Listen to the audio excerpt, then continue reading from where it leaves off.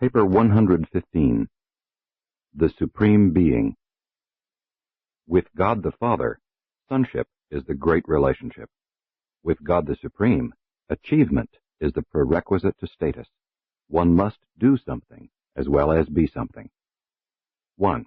Relativity of concept frames. Partial, incomplete, and evolving intellects would be helpless in the master universe, would be unable to form the first rational thought pattern, were it not for the innate ability of all mind, high or low, to form a universe frame in which to think. If mind cannot fathom conclusions, if it cannot penetrate to true origins, then will such mind unfailingly postulate conclusions and invent origins, that it may have a means of logical thought within the frame of these mind-created postulates. And while such universe frames for creature thought are indispensable to rational intellectual operations, they are, without exception, erroneous to a greater or lesser degree. Conceptual frames of the universe are only relatively true. They are serviceable scaffolding, which must eventually give way before the expansions of enlarging cosmic comprehension. The understandings of truth, beauty, and goodness, morality, ethics, duty, love, divinity, origin, existence, purpose, destiny, time, space, even deity, are only relatively true. God is much, much more than a father, but the Father is man's highest concept of God. Nonetheless, the father-son portrayal of creator-creature relationship will be augmented by those supermortal conceptions of deity which will be attained in Orvonton, in Havona, and on Paradise. Man must think in a mortal universe frame, but that does not mean that he cannot envision other and higher frames within which thought can take place. In order to facilitate mortal comprehension of the universe of universes, the diverse levels of cosmic reality have been designated as finite, absonite, and absolute. Of these, only the absolute is unqualifiedly eternal, truly existential. Absonites and finites are derivatives, modifications, qualifications, and attenuations of the original and primordial absolute reality of infinity. The realms of the finite exist by virtue of the eternal purpose of God. Finite creatures, high and low, may propound theories, and have done so, as to the necessity of the finite in the cosmic economy, but in the last analysis, it exists because God so willed. The universe cannot be explained. Neither can a finite creature offer a rational reason for his own individual existence without appealing to the prior acts and pre-existent volition of ancestral beings, creators or procreators. 2. The absolute basis for supremacy. From the existential standpoint, nothing new can happen throughout the galaxies, for the completion of infinity inherent in the I Am is eternally present in the seven absolutes, is functionally associated in the triunities, and is transmittively associated in the triodities. But the fact that infinity is thus existentially present in these absolute associations in no way makes it impossible to realize new cosmic experientials. From a finite creature's viewpoint, infinity contains much that is potential, much that is on the order of a future possibility, rather than a present actuality. Value is a unique element in universe reality. We do not comprehend how the value of anything infinite and divine could possibly be increased. But we discover that meanings can be modified, if not augmented, even in the relations of infinite deity. To the experiential universes, even divine values are increased as actualities by enlarged comprehension of reality meanings. The entire scheme of universal creation and evolution on all experiencing levels is apparently a matter of the conversion of potentialities into actualities, and this transmutation has to do equally with the realms of space potency, mind potency, and spirit potency. The apparent method whereby the possibilities of the cosmos are brought into actual existence varies from level to level, being experiential evolution in the finite and experiential eventuation in the absonite. Existential infinity is indeed unqualified in all-inclusiveness, and this very all-inclusiveness must perforce encompass even the possibility for evolutionary finite experiencing. And the possibility for such experiential growth becomes a universe actuality through triodity relationships impinging upon and in the Supreme. 3. Original, actual, and potential. The absolute cosmos is conceptually without limit. To define the extent and nature of this primal reality is to place qualifications upon infinity and to attenuate the pure concept of eternity. The idea of the infinite eternal, the eternal infinite, is unqualified in extent and absolute in fact. There is no language in the past, present, or future of Urantia adequate to express the reality of infinity or the infinity of reality. Man, a finite creature in an infinite cosmos, must content himself with distorted reflections and attenuated conceptions of that limitless, boundless, never-beginning, never-ending existence, the comprehension of which is really beyond his ability. Mind can never hope to grasp the concept of an absolute without attempting first to break the unity of such a reality. Mind is unifying of all divergencies, but in the very absence of such divergencies, mind finds no basis upon which to attempt to formulate understanding concepts. The primordial stasis of infinity requires segmentation prior to human attempts at comprehension. There is a unity in infinity which has been expressed in these papers as the I Am, the premier postulate of the creature mind. But never can a creature understand how it is that this unity becomes duality, triunity, and diversity, while yet remaining an unqualified unity. Man encounters a similar problem when he pauses to contemplate the undivided deity of Trinity, alongside the plural personalization of God. It is only man's distance from infinity that causes this concept to be expressed as one word. While infinity is on the one hand unity, on the other it is diversity without end, or limit. Infinity, as it is observed by finite intelligences, is the maximum paradox of creature philosophy and finite metaphysics. Though man's spiritual nature reaches up in the worship experience to the Father who is infinite, man's intellectual comprehension capacity is exhausted by the maximum conception of the Supreme Being. Beyond the Supreme, concepts are increasingly names. Less and less are they true designations of reality. More and more do they become the creature's projection of finite understanding toward the superfinite. One basic conception of the absolute level involves a postulate of 3 phases. 1. The original, the unqualified concept of the first source and center, that source manifestation of the I Am, from which all reality takes origin. 2. The actual, the union of the 3 absolutes of actuality, the second, third, and paradise sources and centers.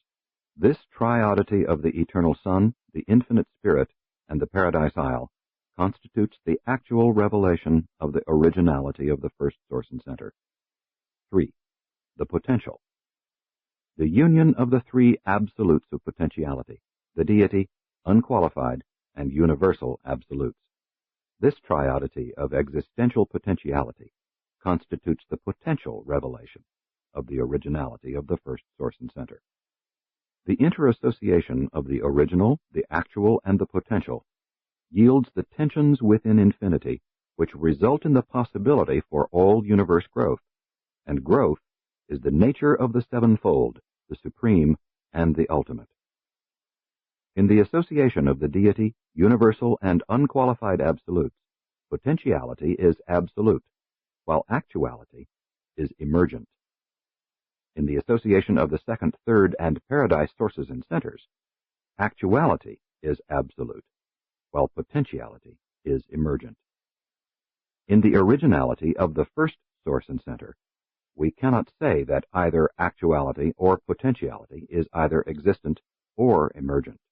The Father is.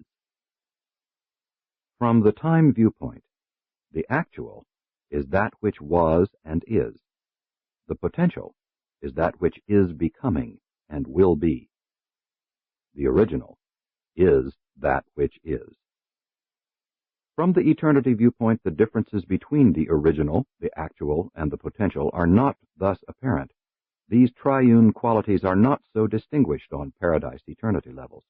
In eternity, all is. Only has all not yet been revealed in time and space. From a creature's viewpoint, actuality is substance, potentiality is capacity. Actuality exists centermost and expands therefrom into peripheral infinity.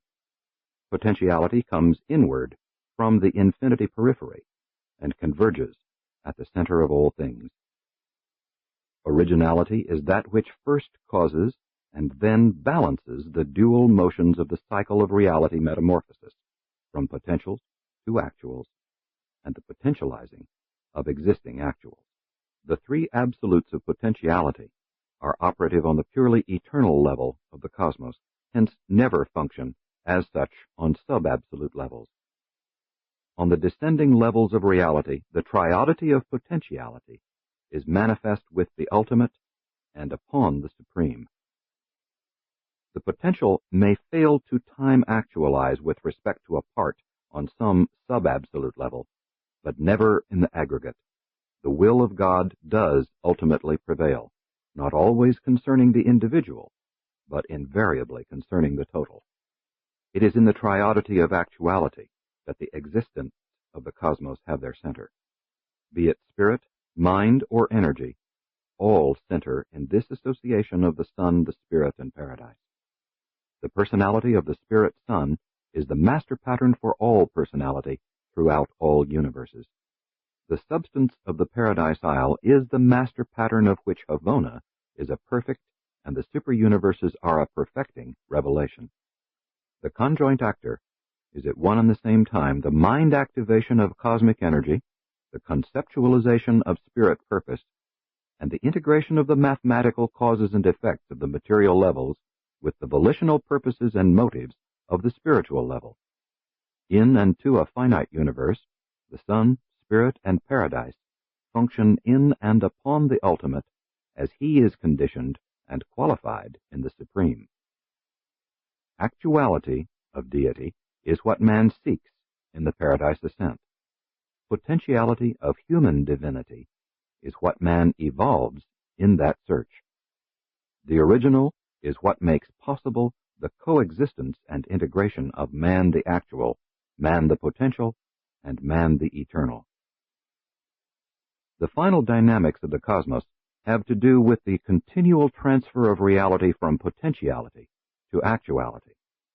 In theory, there may be an end to this metamorphosis, but in fact, such is impossible, since the potential and the actual are both encircuited in the original, the I Am. And this identification makes it forever impossible to place a limit on the developmental progression of the universe. Whatsoever is identified with the I Am can never find an end to progression, since the actuality of the potentials of the I Am is absolute, and the potentiality of the actuals of the I Am is also absolute. Always will actuals be opening up new avenues of the realization of hitherto impossible potentials. Every human decision not only actualizes a new reality in human experience, but also opens up a new capacity for human growth. The man lives in every child, and the Urantia progressor is resident in the mature, God-knowing man. Statics in growth can never appear in the total cosmos, since the basis for growth, the absolute actuals, is unqualified, and since the possibilities for growth, the absolute potentials, are unlimited. From a practical viewpoint, the philosophers of the universe have come to the conclusion that there is no such thing as an end. From a circumscribed view, there are indeed many ends, many terminations of activities. But from a larger viewpoint on a higher universe level, there are no endings, merely transitions from one phase of development to another. The major chronicity of the Master Universe is concerned with the several universe ages, the Havona, the superuniverse, and the outer universe ages. But even these basic divisions of sequence relationships cannot be more than relative landmarks on the unending highway of eternity. The final penetration of the truth, beauty, and goodness of the Supreme Being could only open up to the progressing creature those absonite qualities of ultimate divinity which lie beyond the concept levels of truth, beauty, and goodness. 4. Sources of Supreme Reality. Any consideration of the origins of God the Supreme must begin with the Paradise Trinity, for the Trinity is original deity, while the Supreme is derived deity. Any consideration of the growth of the Supreme must give consideration to the existential triodities, for they encompass all absolute actuality and all infinite potentiality in conjunction with the first source and center, and the evolutionary Supreme is the culminating and personally volitional focus of the transmutation, the transformation of potentials to actuals in and on the finite level of existence. The two triodities, actual and potential, encompass the totality of the interrelationships of growth in the universes. The source of the Supreme is in the Paradise Trinity, eternal, actual, and undivided deity. The Supreme is, first of all, a spirit person, and this spirit person stems from the Trinity. But the Supreme is, secondly, a deity of growth, evolutionary growth, and this growth derives from the two triodities, actual and potential. If it is difficult to comprehend that the infinite triodities can function on the finite level, pause to consider that their very infinity must in itself contain the potentiality of the finite. Infinity encompasses all things, ranging from the lowest and most qualified finite existence to the highest and unqualifiedly absolute realities.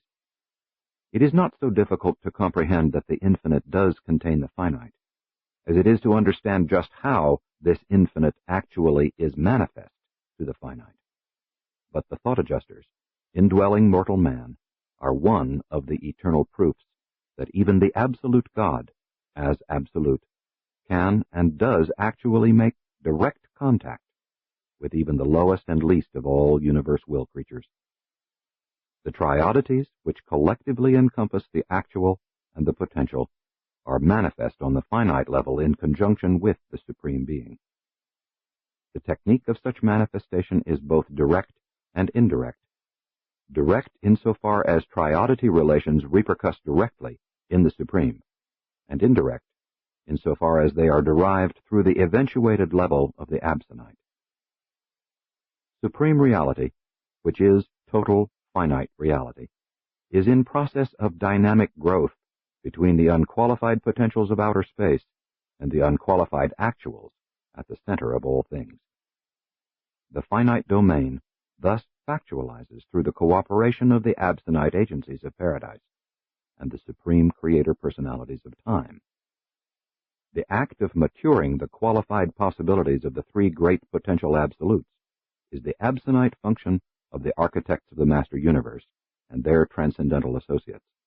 And when these eventualities have attained to a certain point of maturation, the supreme creator personalities emerge from paradise to engage in the age-long task of bringing the evolving universes into factual being. The growth of supremacy derives from the triodities, the spirit person of the Supreme from the Trinity. But the power prerogatives of the Almighty are predicated on the divinity successes of God the Sevenfold, while the conjoining of the power prerogatives of the Almighty Supreme with the spirit person of God the Supreme takes place by virtue of the ministry of the conjoint actor, who bestowed the mind of the Supreme as the conjoining factor in this evolutionary deity. 5. Relation of the Supreme to the Paradise Trinity. The Supreme Being is absolutely dependent on the existence and action of the Paradise Trinity for the reality of his personal and spiritual nature. While the growth of the Supreme is a matter of triodity relationship, the spirit personality of God the Supreme is dependent upon and is derived from the Paradise Trinity, which ever remains as the absolute center source of perfect and infinite stability, around which the evolutionary growth of the Supreme progressively unfolds.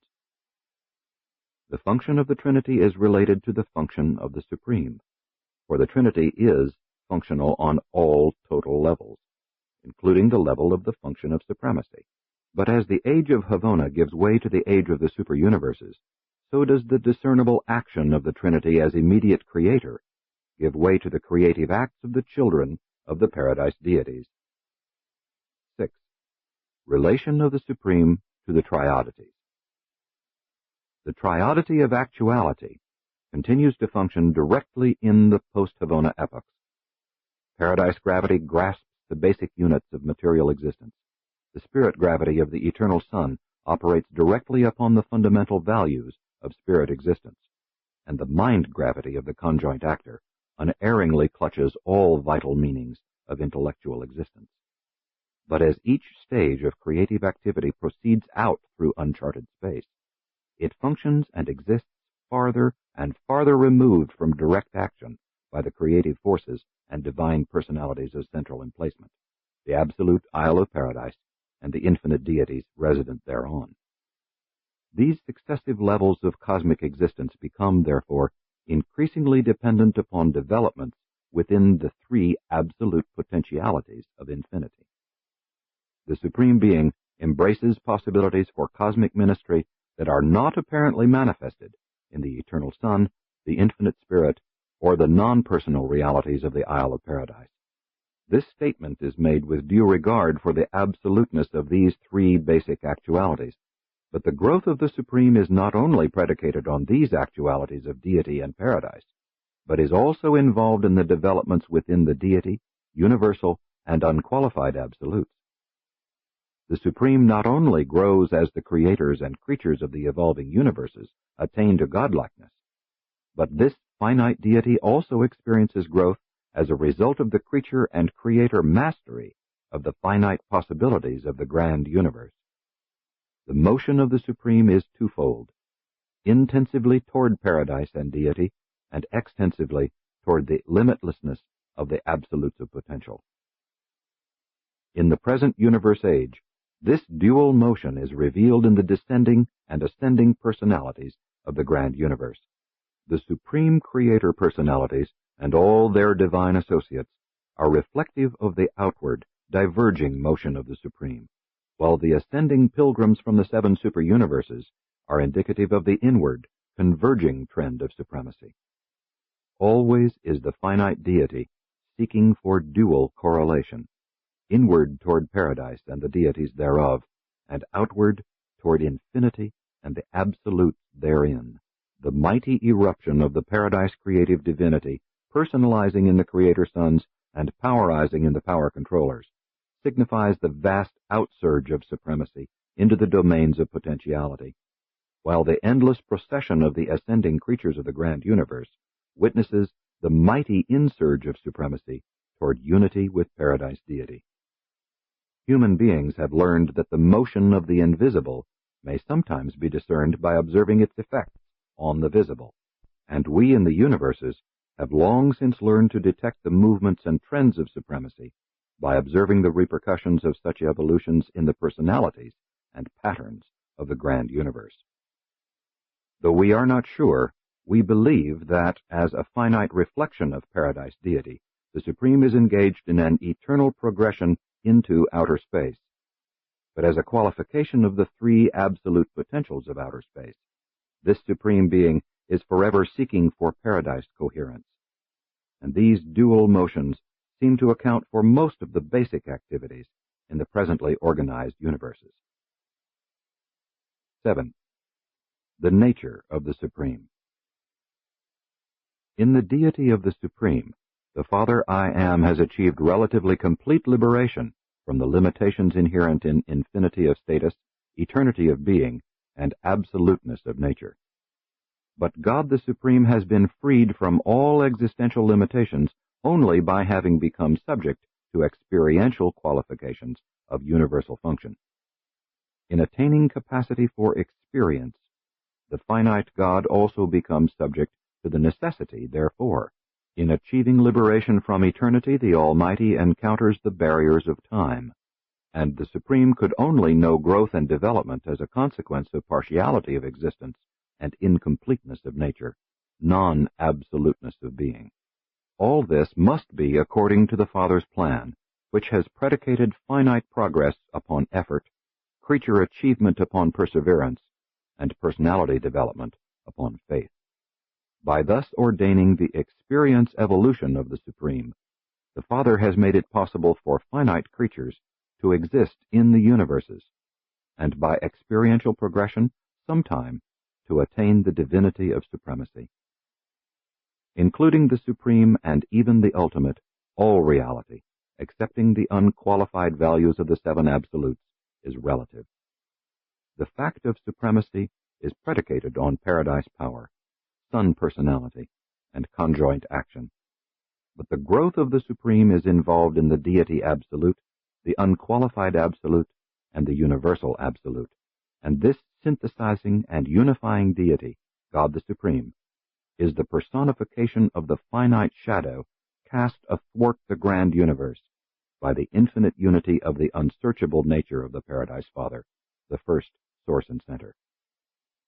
To the extent that the triodities are directly operative on the finite level, they impinge upon the Supreme, who is the deity focalization and cosmic summation of the finite qualifications of the natures of the absolute actual and the absolute potential. The Paradise Trinity is considered to be the absolute inevitability. The seven master spirits are apparently trinity inevitabilities. The power, mind, spirit, personality actualization of the Supreme must be the evolutionary inevitability. God the Supreme does not appear to have been inevitable in unqualified infinity, but he seems to be on all relativity levels. He is the indispensable focalizer, summarizer, and encompasser of evolutionary experience, effectively unifying the results of this mode of reality perception in his deity nature. And all this he appears to do for the purpose of contributing to the appearance of the inevitable eventuation, the super-experience and super-finite manifestation of God the Ultimate.